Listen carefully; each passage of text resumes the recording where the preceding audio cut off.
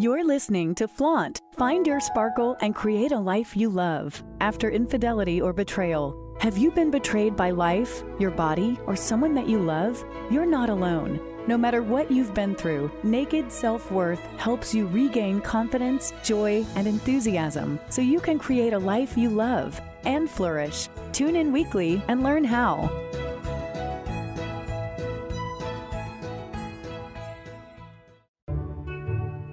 To all the women who have cried in the shower, smiled when they wanted to scream, and couldn't wait to get home and unhook their bra, Flaunt is the definitive guidebook on how to get back in touch with who you are underneath your labels, roles, and scripts. Fall in love with yourself right now. Breathe life into the dreams you left behind and live each day with uninhibited joy. Pick up a copy of Lora Cheadle's #1 best-selling book, Flaunt. Drop your cover and reveal your smart, sexy, and spiritual self wherever books are sold. It's available in print, digital, and audio formats and comes with 2 downloadable meditations. Hello and welcome to Flaunt. Find your sparkle and create a life you love after infidelity or betrayal. Today is going to be, I think, one of the coolest shows ever because it's going to be a reverse interview. Amie Mangola-Soler is an amazing woman. Before she had kids, she was a singer, songwriter. I'm going to put the link to a couple of her videos, especially one of her Christmas videos coming up so you can hear her sing because she sounds just like an angel.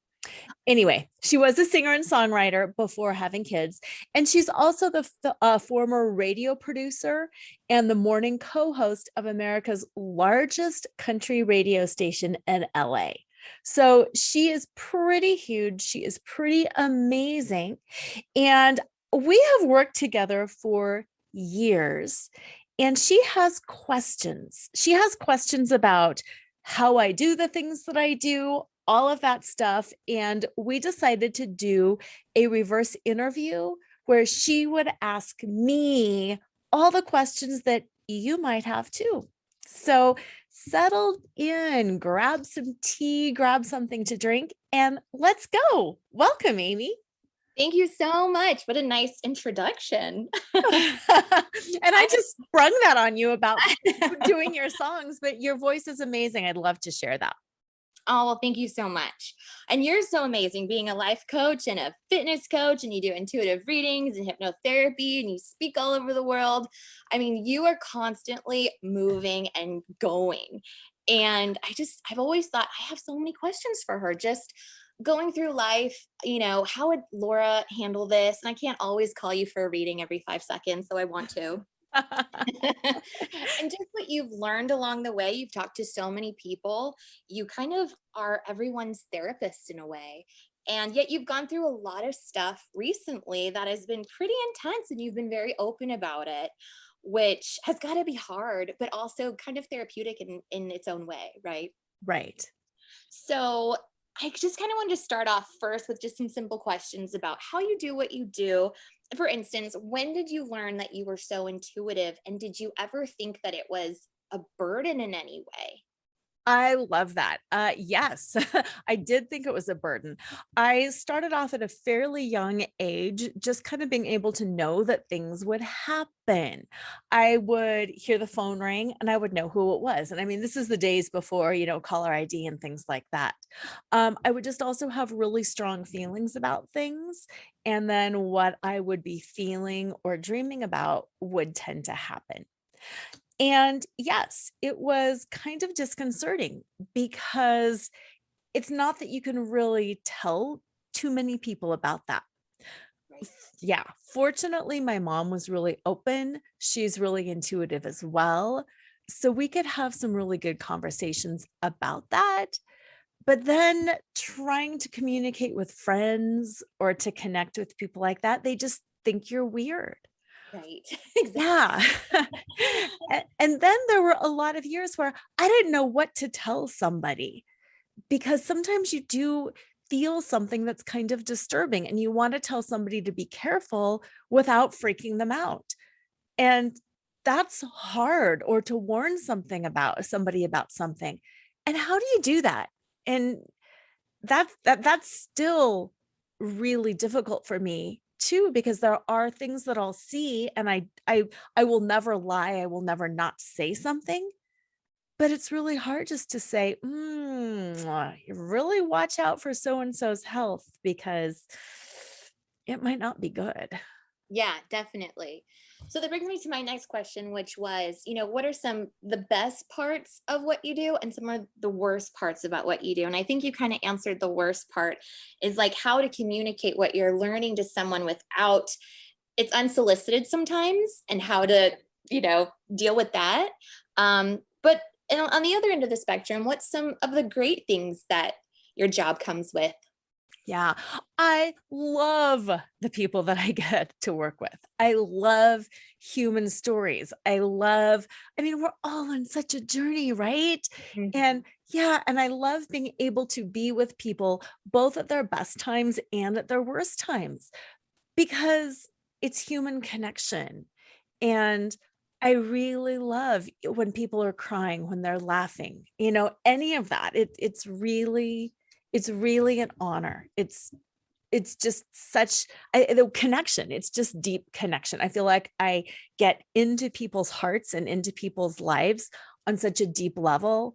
And that is the biggest gift that I could ever ask for. Right. No, that does seem amazing to know that you're helping somebody, but it Yeah. also comes with responsibility, right? And Oh how my have you gosh. managed that? Yeah, that is so hard because again, there are things that I want to communicate. And oftentimes the messages that I get from spirit realm aren't necessarily in words. Sometimes I do hear words, but sometimes it's just a weird thing is going to happen. Like before COVID, I kept feeling some weird things were going to happen, but I didn't even have the words pandemic and COVID, and I'm seeing some things, and I'm seeing some really big changes in the world, and I'm telling people things are going to change in significant material ways that you don't understand, and then they say, what does that look like? And it would be like, I I don't don't know. know. Yeah. I can't get it out there. And Mhm. that's frustrating to describe. And I had one case, you actually might remember this one, where somebody in their life was having a medical issue, and I couldn't describe what the medical issue was. And it would be like, well, he's not well, but he's not sick. But it was like I couldn't help. And it was so frustrating because something was going to happen, but it wasn't a disease, but he wasn't well. And I couldn't get Exactly. words for it. Yeah. Yeah. And you don't want to freak someone out, but you also want to be honest, like you said.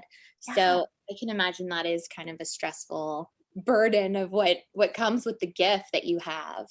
Definitely. Speaking of COVID, I have noticed that so many of us have come to a place where we just want a drastic change, where we want to move out of state. We want to sell our house. We want to change our jobs. We want to suddenly do something kind of extreme. And there's a lot of anxiety around, am I happy? Is this what I want? What's going on here? And I feel like so many Americans, actually probably around the world, are going Right. through that. And what would you say to people that are in that position where they just feel like something's off, and something is off and has been off for a while with COVID? But how do we handle that?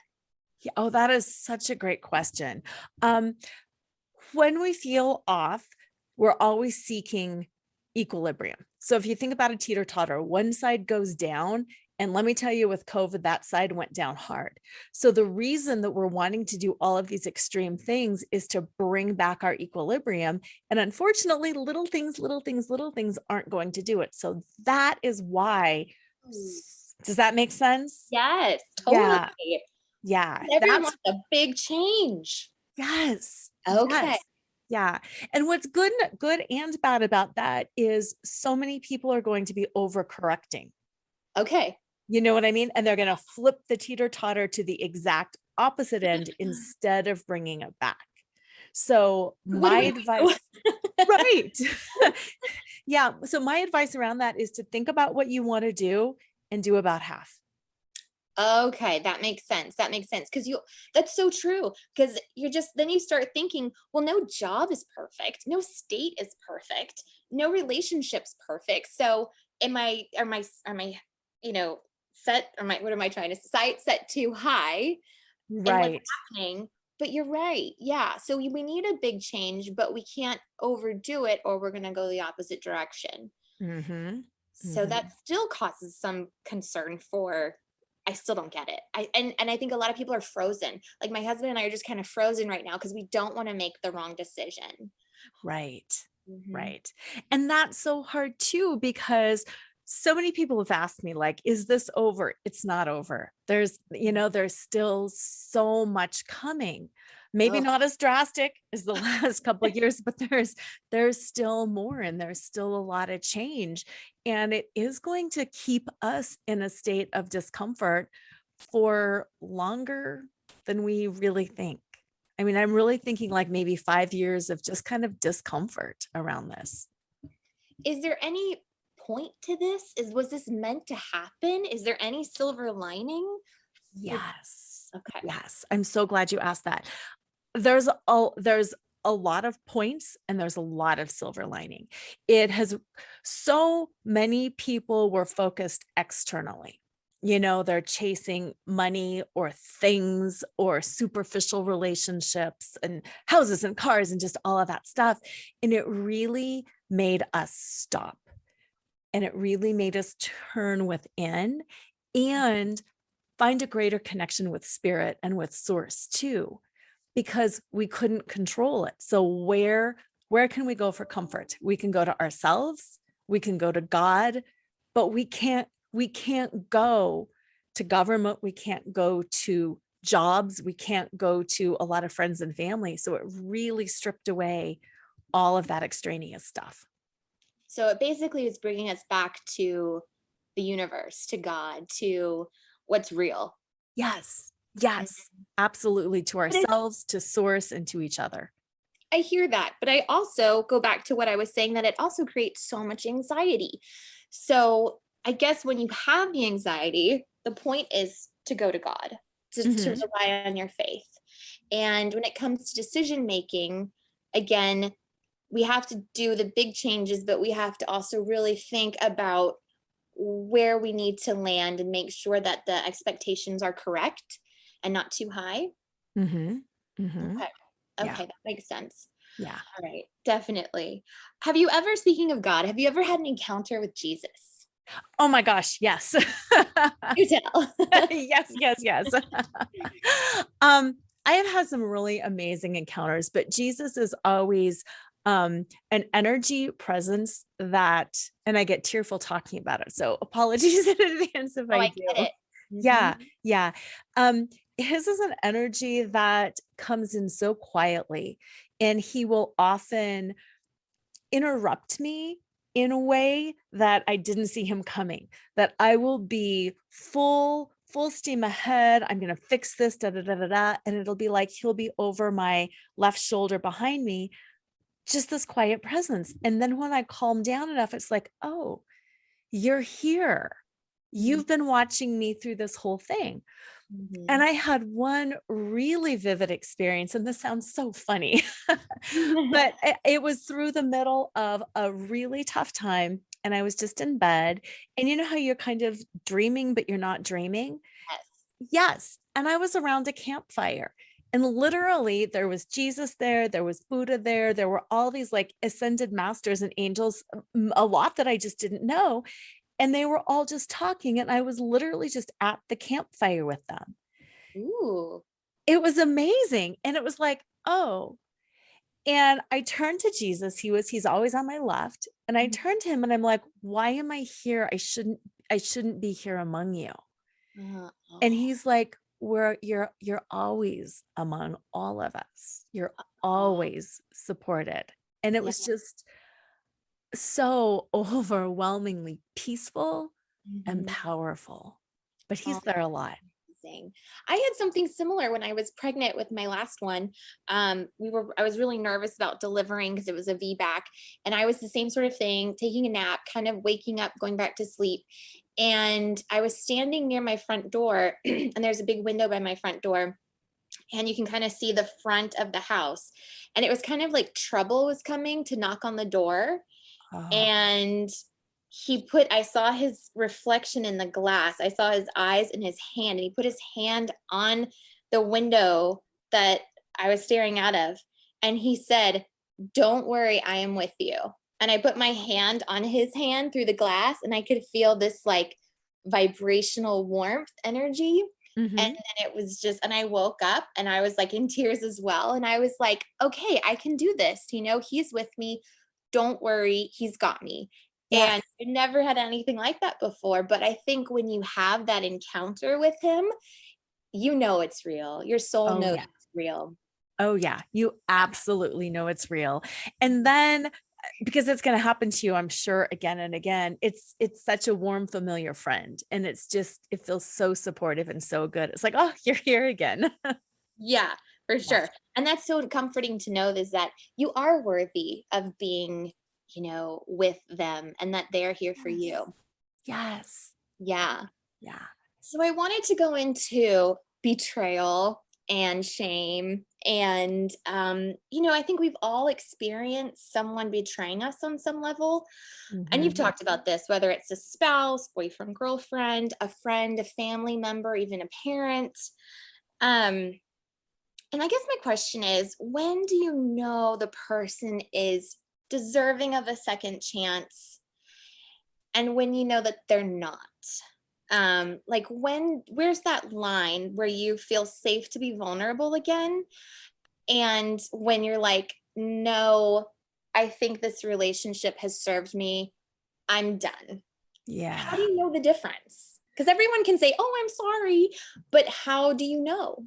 Yeah. Oh, that's so good. And it's so hard. Yeah, it's a loaded Yeah. question. And there's several different layers of that too. So I want to make sure I hit all of them. Okay. I think the first thing is to trust in your own heart, to know I'm done. If you're really feeling that inside, it truly doesn't matter what another person says or does. If you know inside or have any feeling inside that I'm done, be done. Okay. Okay. Because your intuition is not going to be wrong on that ever. Okay. Right. Yeah. Yeah. So I think that's the first most important.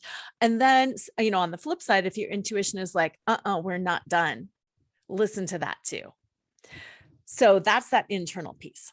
Okay. Then the external piece for me, when Sean betrayed me, I truly needed him to get it on all levels, to fully own everything that was going on with him. And not only just to own it, but to make amends for it too. And what did that And look like for you? yeah, that it was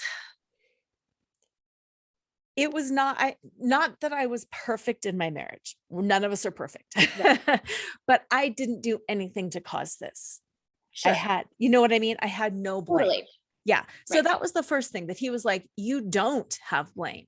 These were my choices. These were my decisions. This was my wounding. This was my pain. And you were not in any way, shape, or form responsible. That was that first piece. And that took a long time to get there. It wasn't just like bam overnight, because he had to break through all of his levels of shame, all of his defensiveness, all of his wounding to get there. Mhm. After that, and we worked on that level and kind of got some understanding and comfort, and he got some insight on that. Then the making amends piece was, again, several different things. I am hurt, and I need you to step up to the plate even more than you ever have before. You need to be holding me when I'm crying. You need to be with me when I'm being paranoid. You need to give me all the passwords to your phone, to the finances, to everything. You need to step up to such a high level and take care of me, because I'm not going back to anything that ever makes me feel uncomfortable. And you will have to be responsible the rest of your life Mhm. to make me feel better around this. Right. Yeah. And that was that next level.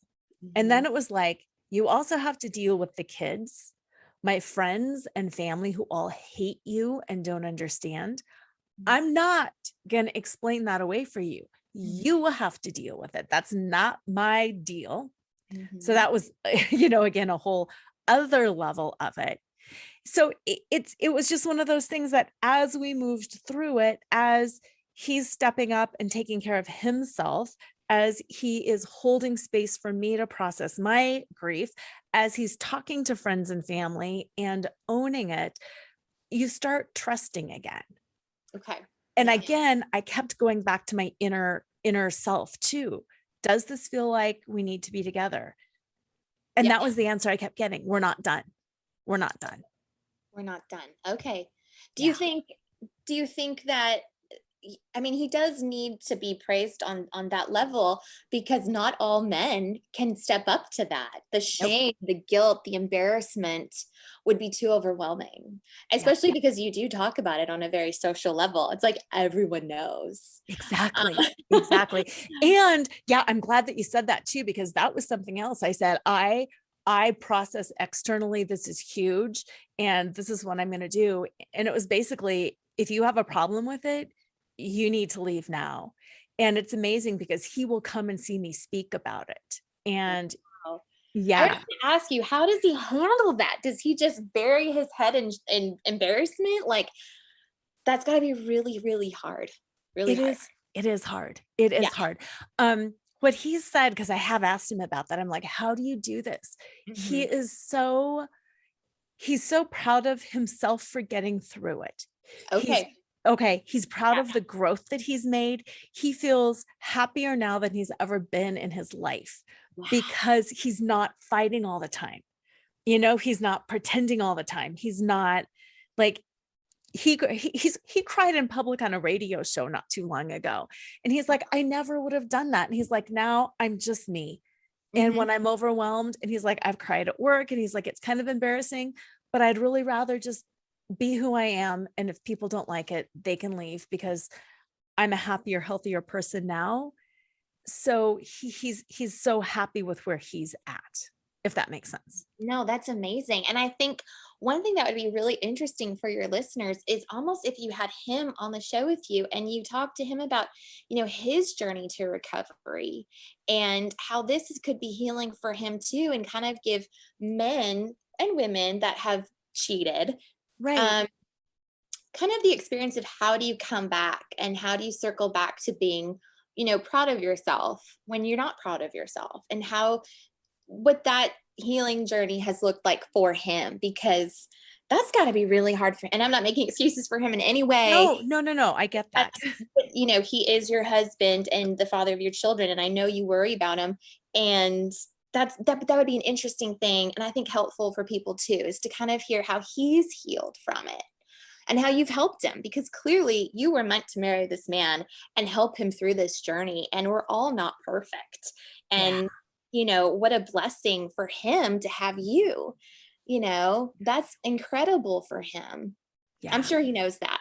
He does know that. And that's actually a really great idea to have him on the show, because you're right. There's so many things that we have all done that we're so not proud of, and we just want to hide.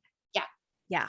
And the fact that he hasn't is pretty incredible. I don't know many men that wouldn't, and I don't think it's arrogance or anything like that. I think it's truly just him wanting to support you in your journey and your healing process. And I think it's actually probably obviously healed him as well. So, what do you do in the case where you've been betrayed, someone's hurt you, but they're not asking for forgiveness? It's just kind of like, I'm cool with what I did to you. Deal with it. I'm out of your life, whatever. And I think we've all experienced that. And how do you forgive someone when they're not asking for forgiveness? And forgiveness is so complicated. And I wanted you to kind of define forgiveness as well, because I know I think of it as what you did is okay. And that's not really what it is, right? So can you explain that a little bit? Oh, it's so hard. You're so right. Yeah, you're so right. Yeah, because forgiveness, it's not really being okay with what somebody did. I really think it's a complete acceptance of what they did. Okay. And part of that acceptance has to also extend to, we have to be okay if somebody doesn't want forgiveness, if they think they're fine. Mm-hmm. And oh my gosh, I mean, that riles me up. That gets me so angry and so frustrated too. Yeah. And you can forgive somebody who's not asking for forgiveness or who doesn't want it, but it's just a different flavor, because you really have forgiveness lets you off the hook. Forgiveness makes you empty of anger. It makes you empty of that It's a feeling. gift you give yourself almost. Yeah, absolutely. But oh my gosh, it is hard when somebody is self-righteous and like, oh, it's fine, I can cheat on anybody. It's hard. Right. Or just, I don't need to, like, I'm just a jerk and I'm going to be a jerk, especially people online bullying others. There's a lot of cruelty in the world, and there's no, I'm sorry. Yep. There's people are okay with it. And you kind of have to figure out how to forgive internally. And that's really hard to do. Yeah, it is. One thing that helps me, and I know this is a big headspace thing, I like to look at misdeeds like we see them on a scale. On one end of the scale, it's perfection, it's God, it's as perfect as you can be. And on the other end, it's, the devil, as bad as you can be. And that everybody else in the world is somewhere on that scale. And if you see that center point and you think about it in terms of, it doesn't really matter how good you are or how bad you are. It just matters which direction that you're facing. And we've all intentionally done bad things, whether it's like opening our car door too hard, digging somebody else's car and walking away. That's a bad thing. Mhm. We still intentionally walked away. Or you get out to the car and you realize there's something under my cart and I didn't pay for it. Mhm. That's a bad thing. I mean, we're talking some kind of minor things, but once we recognize we've all faced bad and we've all faced good, Mhm. and it doesn't matter how good or how bad somebody is, it's just the acknowledgement of my soul that I too have faced bad. I too have gone that direction. And when I have done those things, it's because I'm in a bad place. I'm fearful, I'm disconnected from source, whatever it is. And just to have the compassion that, okay, somebody else is doing something worse, but how bad or how good is just a place of judgment. And I've been there too, and it's let the person without sin cast the first stone. I can't. I've got it too. And that just helps me sometimes to be able to let go and forgive. Right. Right. And that's such a healing thing for all of us. How would you say the universe speaks to us? Like, how do we get signs from God and the universe that maybe we were not listening to, but what's some things to look out for? Yeah, so many of them. Think about some of the repeated phrases that you say in your own mind. Oh, okay. Oh, yeah. Yeah. That comes in as messages from the universe a lot. Also, when you get song lyrics stuck in your head, it's the universe being like, Ah, this is it. This is it. This is it. oh my gosh. Okay. Yeah. Things like that. Also, if you're seeing numbers, just Mhm. anything that you're seeing in your environment that comes up. Also, animals. Oh my goodness, animals are such wonderful messengers. Look at what they're doing.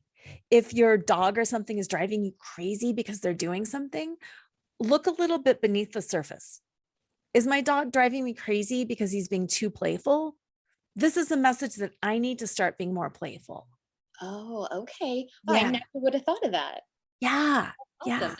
Yeah. Especially when they're driving you crazy. Like, why is my dog doing this? The Hmm. message. Okay. I know Mhm. my husband sees 911 all the time, and like that's a little disconcerting. But do you know what that means? I don't, not off the top of my head. I don't either. We got to check it out. Yeah. Yeah. I've just Googled numbers before too, just, Okay. yeah, see what it means. Okay. I Mhm. know every time I'm about to get pregnant, I always see my birthday numbers, which is February 17th. So I see 217. And you told me one time it means a rebirth. And it happens to be actually every time I get pregnant and I start seeing it. That's Oh boy. amazing. Yeah. Yeah, Huh. definitely. And So what go ahead. I was going to say, going back to the 9 and the 11, 11 is a power number. Okay. So, I mean, no matter what that 9 in front of it means. And Uh-huh. then the other thing was something when it's cliche like that, Right. it might be when he sees it, ask him to notice what's going on around it because that's urgently important. Ooh, okay. Yeah. I Yeah. definitely will. That's good. That's really Yeah. good. Yeah. So just maybe write down some numbers, write down lyrics, whatever you're saying in your head. It's true. We really need to pay attention. I feel like a lot of us are just, sleepwalking through life. Yes. Oh, so well said. And just that voice in your head, like we all have those internal thoughts. And Hmm. then we dismiss them and just start practicing. If somebody says like, go get a Starbucks or call somebody or whatever it is, just go do it. Right, right. Yeah. Definitely. Yeah. What do you think is the biggest thing that you've learned about yourself going through COVID that maybe you didn't know before? Maybe that was just really reconfirmed for you. Like for me, I definitely realized I need friends and I need to be outside. And those things are really helpful for me. But what about you? That is such an interesting question. Um, there's a lot of them. So I'm trying to think like what is the most relevant. I think a sense of kind of self-reliance that it really doesn't matter what happens. I can figure this out. Ooh, And yeah, it was like, ooh, I might have to start growing a garden. I might need to start figuring this out. But I really had kind of some excitement that, okay, if I need to do this, I totally can. that's awesome. That's really good. I like that. And we had a lot of time on our hands to kind of try new things. Totally. Totally. Did you pick up a new hobby? The I gardening? I really didn't. I really didn't. There were a lot of older things that I went back to. Like, I love working out and I experimented with some different kinds of workouts and I had fun with that. And I had a bunch of photos that I had printed like from when my kids were little and I was going to put them in albums. And I finally did some of that. There's more to go, but at least I did some of it. And I did some cleaning out and just, some things that I never got around to. And I did some great reading. Oh, fantastic. Is there a good book that you recommend? Oh my gosh, there are so many great books. I am reading right now that I didn't read this during COVID. I'm reading it right now, but it's called Swan Dive.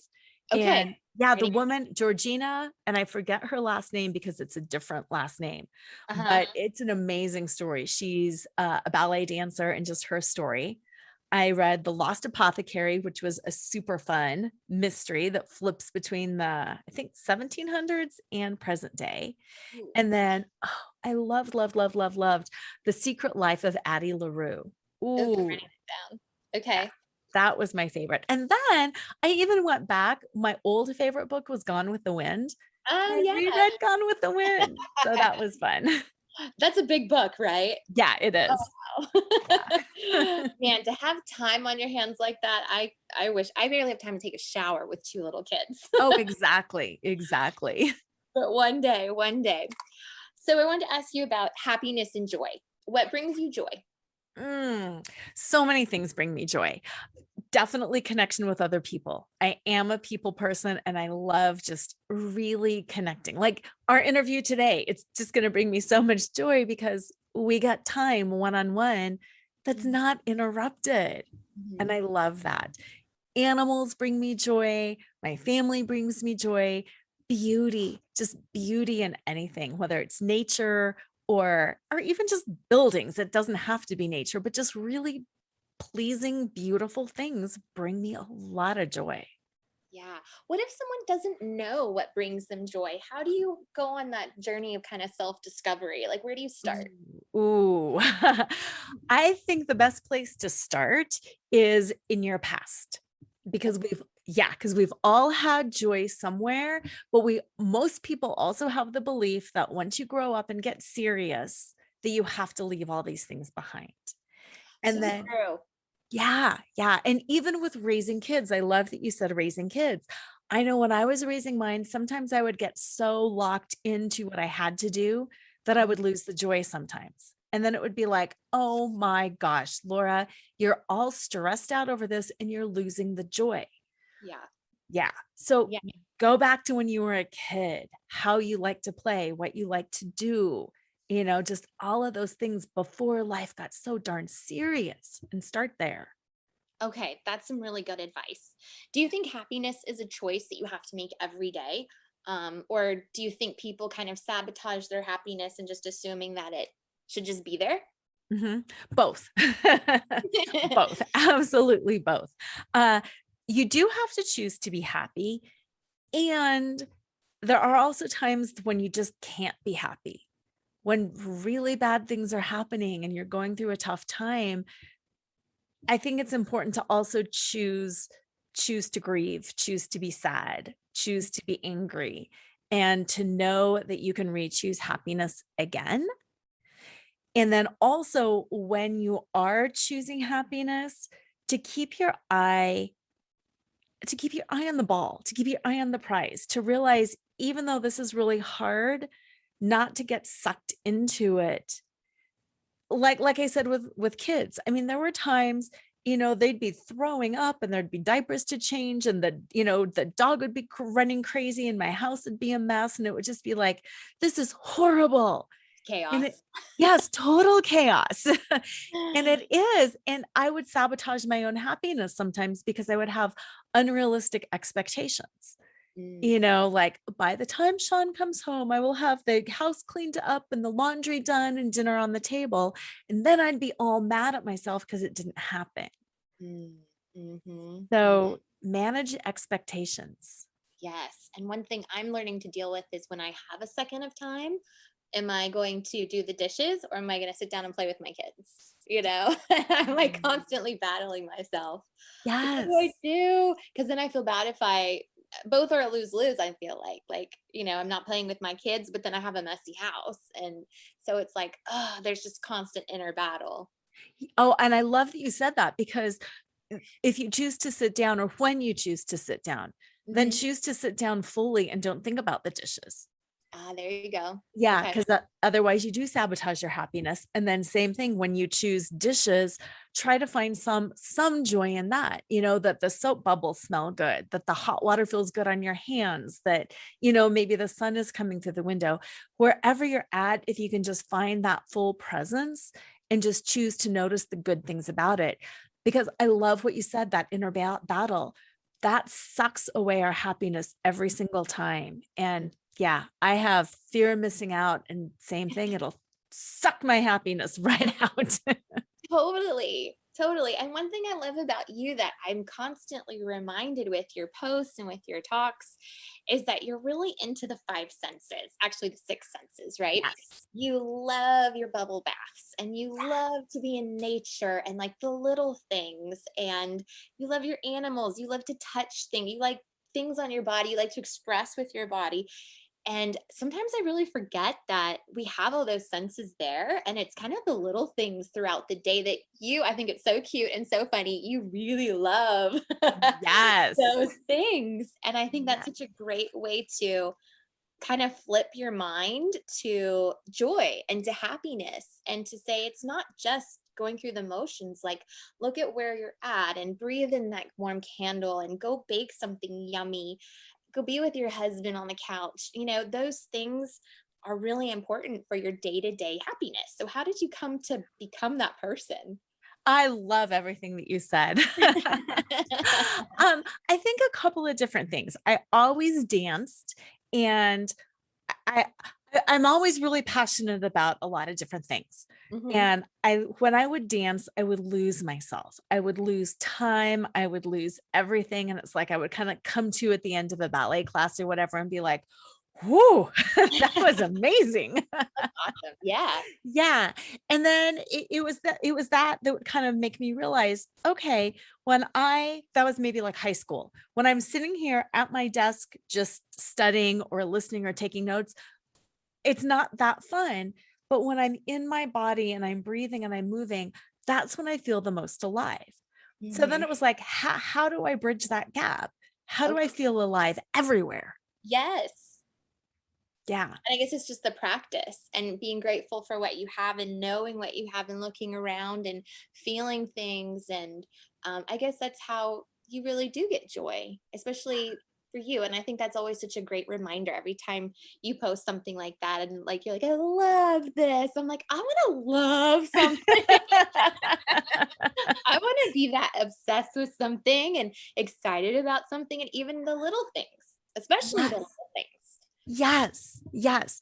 And some of that too is just allowing yourself to go there, because Mhm. I really do keep my mind in a place of like magic and possibility. Like literally, I will look at things and I'll think, what magic is going to happen? Uh-huh. You That's know? exciting. Yeah, Yeah. for sure. And the fact that you can kind of see things and feel things, I'm sure that's part of your intuition. And I think you're a little more sensitive than the average person, but we can all try to do it. Yes. Yeah. And I think once you try, it'll feel awkward at first. It'll be like, what am I doing? Yeah. And then you start connecting to that joy, and then you just want more of it, and it just feeds itself. Mm-hmm. I Mhm. agree. I agree. Yeah, you're always someone I would want to like go to Disneyland with or something. I That would be love so fun. going. And I think it's infectious, and I think we all need more of that. Yes. Um, my mom had this question. I was like, I'm gonna ask Laura all these questions. Do you Oh, have a question? good. She's like, what happens when we die? Like, that's a loaded question, but I'll ask her. That is a great question. We all want to know. Yeah. Okay. After death, it's still a journey, just like life is a journey. So, what happens immediately after death is, and this is such a cliche answer, but it's true, is exactly what you expect. Mhm. Because God is not going to be like, bam, and you were wrong. So, Yeah. you die exactly what you think in your heart of hearts is going to happen. Not Mhm. necessarily what you've been told, but what you really think in your heart of hearts is going to happen. And then that will happen. And then you get that, oh, I've transitioned. Consciousness goes on. This is great. Mhm. Then, because source is pure love, God's unconditional love, you will be catered to, cared for to the extreme. Then you start moving forward at your pace. If you are expecting, a life review or whatever, you're getting it. If you're expecting sitting at the feet of Jesus, you're getting it. If you're expecting purgatory, you're getting it. Then you're having source come in and lovingly just announcing presence. I am. Think about the I am presence. I Mhm. am source. I am God. I am whoever. I am here. And you get held and you get to witness. And as you start witnessing the things that are around you, your humanness starts falling off of you. Your fears, your judgments, all of that starts falling off. And you start being able to see more clearly. So if you think about different, scarves being peeled away, it's like, oh, that's more clear. Oh, that's more clear. That's more clear. And then you will move into your ultimate state of truth and connection and oneness with source. That makes a lot of sense. Well, that's great. Yeah. Good to know. I was listening to a podcast last night and it was kind of faith-based Christian, and they were talking about it was just a conversation between husband, wife, and an interviewer.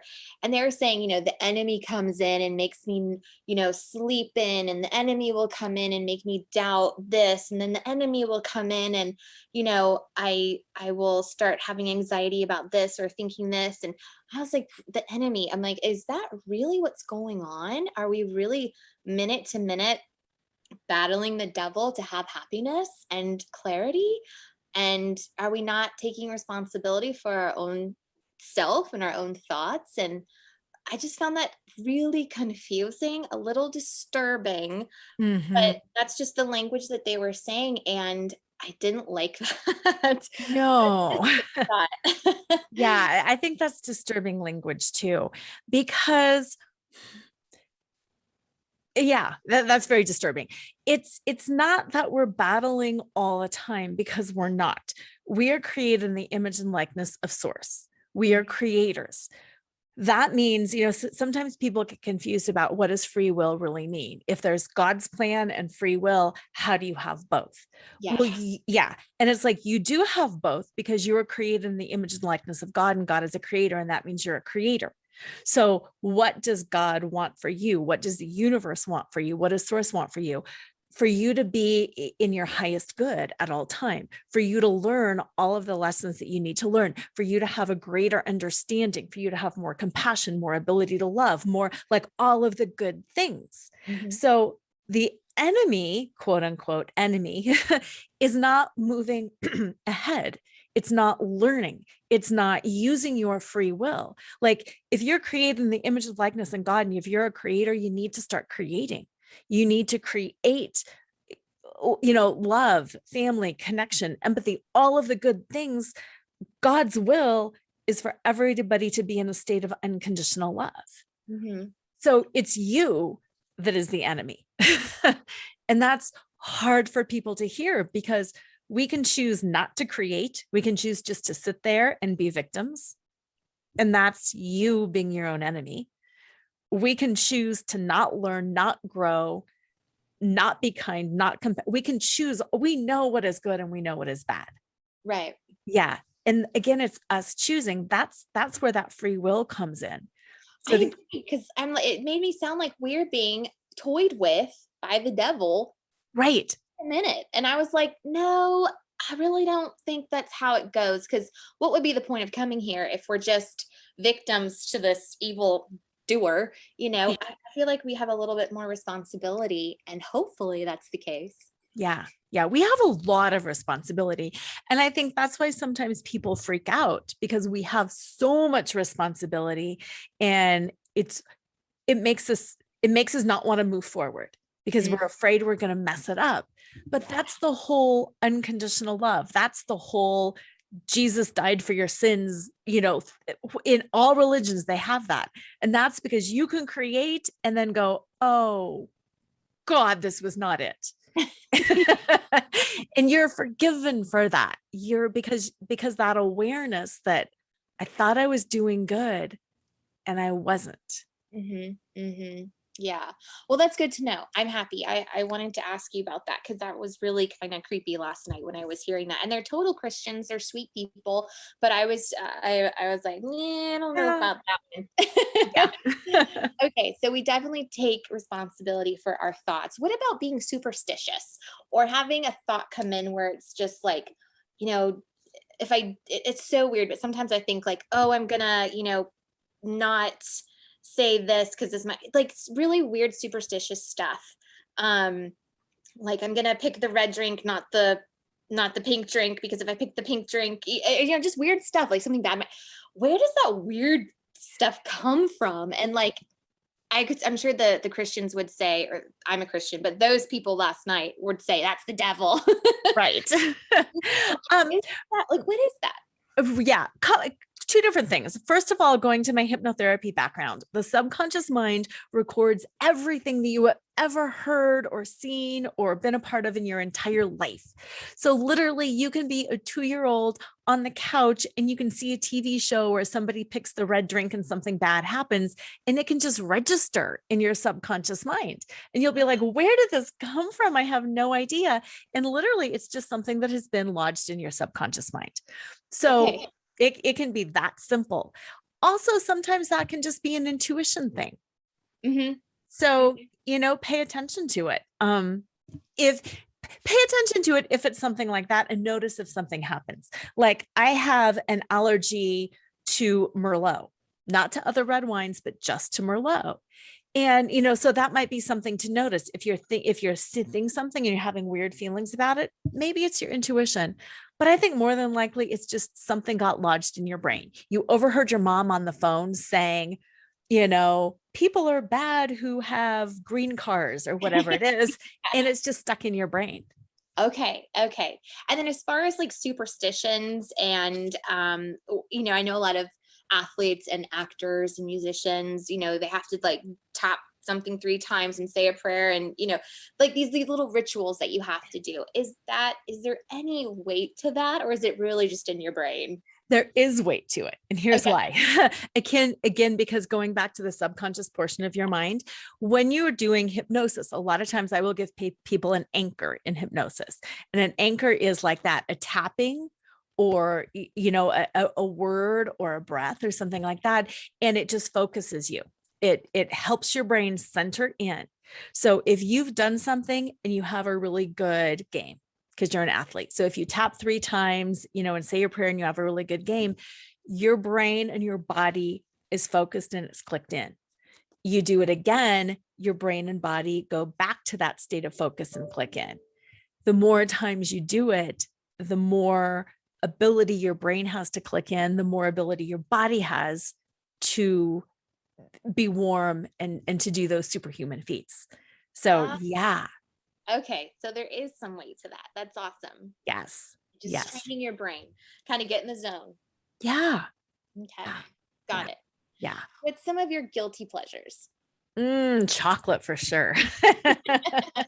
Dark chocolate, sea salt, caramel, anything like that. Definitely love that.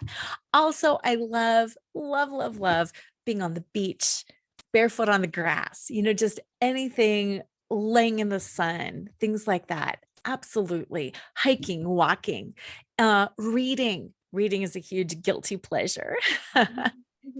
Yeah. So now I do want to ask, how do you keep your marriage like sparkly? Yay. Now that you're kind of on the other side of things, I think. And Yes. I never obviously want to go through that ever. I'm so sorry you went through that, but is there anything that women can do to just not obviously make sure that doesn't happen? Because obviously it's not our fault if it does, when it does. But is there anything that we have to just remember as women to just bring to our marriage, even on the other side of pain? Like, how do we get back to that happy place? I love that. We could spend like another 45 minutes doing what we're talking about. I know. I think one of the biggest things for me and for us was truly that realization that each other has vulnerabilities and insecurities, and to tap into that. Because we each kind of had the belief, like, he's a man, he's strong, he's got this. And he'd be like, she's the mom, she's strong, she's got this. And just to really see each other as imperfect humans, and to continue to ask around that. Like, what are you going through right now? What can we do that is just silly, stupid, ridiculous fun? And just to have fun together. I think we've always played a lot, but I think we play more now. And I think, yeah. And I think the way we play is more in terms of like, I really recognize, what has this week been like for you? How can we play? And by how can we play, I mean, what do you need for play? Because you were the one that, had the bad week. And then on the flip side, he'll do that for me too. What is it that you need now? Because you just went through a really big push. How can we play around that? That's so sweet. I love that. I love that. One thing that my husband does all the time is he always just comes up to me and says, how are you? How are you doing? And like, I always think I never really ask him. That's not part of just in my brain, but I care about him, of course. But for him to vocalize, like, how are you? And he really cares and wants to know. And so now I'm constantly doing it too. I'm like, well, how are you? How are you? And it's so important that we just don't really ask those questions, like how each other's doing on a deep level. And I love the play, because I would never think, that's so great, I'm going to implement this too. I would never think how can we play? Like, what do you need to feel good? And how can we, because that's just bonding, right? Yes. And it's so helpful. I would never think to ask that, but I will definitely ask that now. Good. Good. And it's less responsibility than like romance, you know? Yeah. Like, let's go on a romantic, like, let's go to dinner, because that can be boring too. Yeah, it really can be. Yeah. So, yeah. Very cool. Well, thank you, Lora. This has been so fun. I feel like I've learned a lot about you, and I'm going to implement a bunch of stuff that I learned and tell my mom what happens after death. It needs to be whatever she envisions. Then the layers will be peeled away. Right. Exactly. Well, thank you, Amie. I really had a great time. And listeners, I hope you learned a lot too. And if you have any other questions, please email me, Lora@LoraCheadle.com, or find me across all social and go ahead and send me your questions, because if Amie had questions, I know you did too. And thank you, Amie, and listeners. As usual, have an amazing week, and always remember to flaunt exactly who you are, because who you are is always more than enough. To all the women who have cried in the shower, smiled when they wanted to scream, and couldn't wait to get home and unhook their bra, Flaunt is the definitive guidebook on how to get back in touch with who you are underneath your labels, roles, and scripts. Fall in love with yourself right now. Breathe life into the dreams you left behind and live each day with uninhibited joy. Pick up a copy of Lora Cheadle's #1 best-selling book, Flaunt. Drop your cover and reveal your smart, sexy, and spiritual self wherever books are sold. It's available in print, digital, and audio formats, and comes with 2 downloadable meditations.